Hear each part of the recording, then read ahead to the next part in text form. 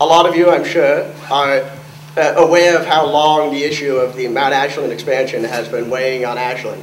It's been almost about 13 years now that Ashland has been dealing with the problems and the threats to its watershed and trying to fight this.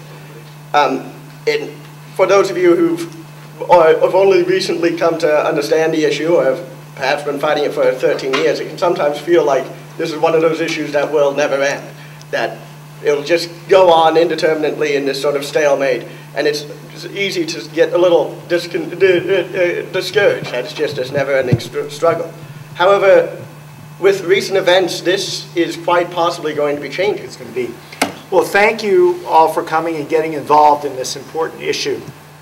My name is Larry Cooper, and I moved to this area in 1972, and I originally lived down in the Klamath River watershed, just south of Ashland, and moved to Ashland in 1983. The first 10 years really cemented my connection with the land and the water in this region. I worked in logging, reforestation, forest firefighting, and as a media consultant for the Forest Service in the Klamath National Forest. And I only bring that up just so, part of my message is the Forest Service's job is to manage the forest within their parameters. Their job isn't protecting our watershed. It should be, it could be, but it isn't. What I learned back then, which is still true today, is that public land management and conservation is primarily a political process. The workers on the ground pretty much know what is good or bad for the environment. Unfortunately, the big decisions, which ultimately determine the fate of the environment, are mostly made by politicians and judges. What this means today is that public land managers that we can't rely on public land managers to protect our precious natural resources because they are beholden to the administrators of our public lands who are appointed by politicians. When we catch the attention of the politicians, then we have a chance to affect change for the better. And it's so gratifying to see a big turnout tonight and to have seen the big turnouts for the city council meetings, because it's really with your bodies and your minds confronting political power that you can affect political power. And I think without this big turnout, things would have been a little different in this most recent process with the SUP. My first involvement with the Mount Ashland expansion was as a concerned resident, and I actually was a contributor to the original campaign to save the mountain from bankruptcy. And I did it because I had a young family, and the mountain was a really nice recreational facility. And the honest truth is, it was fun to ski up there, but it was very sad and depressing in the summer to look at the scars of the ski runs. And I feel that way today, but I still make use of the ski area, and so do, one of my children still is skiing up there. But one thing is what's already there. What was alarming to me was when the original ski proposal that Eric described for the expansion came out, I was concerned and alarmed because I knew what that meant immediately would be more of those scars that we all see when we get to somewhere where you have a vantage point of the mountain and all these pictures of the mountain. You can see it's like a giant interstellar animal scraped down the mountain. And that's what expansion means in a ski area, is making more of those clear-cut ski runs. So I got on the mailing list of the environmental impact statement process, and the forest, and I would get in the mail these giant stacks of paper, and I actually read them.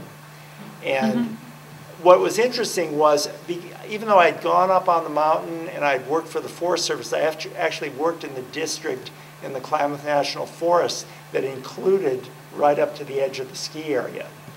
But all that time, I've never been up till 3 years ago, I had never been in the Middle Branch area up by the ski area. And I had really no idea what was there, except I noticed that it was a roadless designation, or at least part of it was.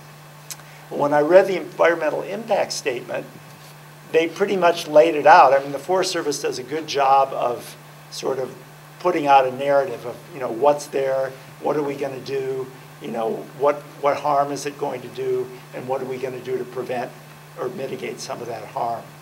And just on its surface, reading the document, I thought, well, this is ridiculous. This can't possibly be approved.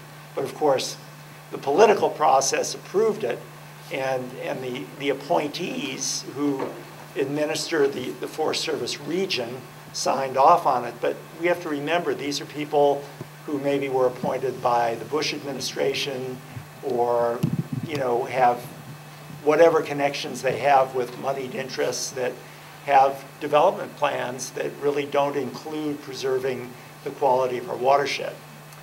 So what I found is a way that I could contribute. I realized 3 years ago I went on a hike that was put on by the Forest Service into the watershed, into the Middle Branch watershed.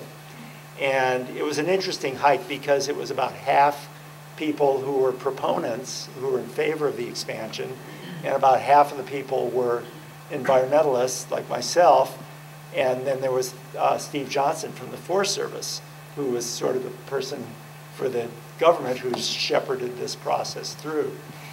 And as we walked and hiked through, first of all, what was apparent, and you know, I'm going to go ahead and run, see if I can make some of this run here. I'm going to, Laura, can we get the lights to go down a little bit? So, oops, I want this thing to go. There it goes.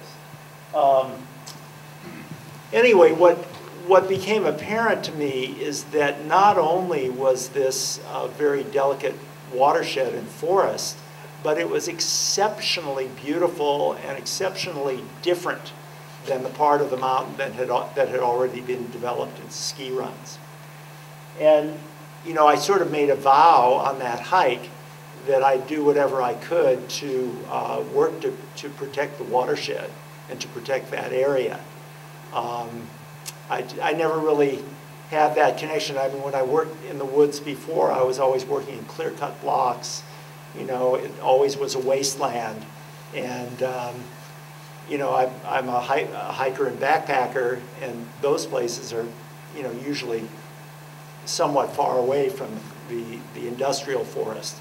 But as you can see in this video, everything in this video is within the expansion area.